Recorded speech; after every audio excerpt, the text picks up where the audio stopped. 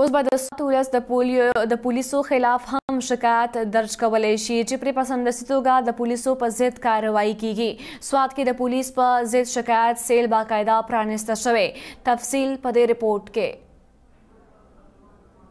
دفتر په احاطه کې د ملکنډ ډیویژن پولیس مشر ډي آی جی محمد سعید وزیر د ضلع سوات ولس لپاره شکایت سیل باقاعده پرانسته وکړه چې پکې به د پولیس په ضد ولس شکایت درج کولی شي. په دغه مهال ډي آی جی خبريالانو ته وویل چې دا شکایت سیل د سپریم کورټ په هدایتو قایم کړی شوی چې پکې به د لوی ګریډ افسر ناست وي او چې کوم پولیس د عامو خلکو سره ناکاره رویه وي یا نور څه غیر قانوني عمل کوي د هغوی په ضد به د ولس په شکایت په کارروایي کولی شي. پیسې غواړي پولیس والا نو ته دغه فورن کمپلینټ کوي شي ته پولیس نیولې په حبس بیجا کې پروتي یا ستا رور زوی بچي پروتي نو په کیس کې کمپلینټ کوي شي.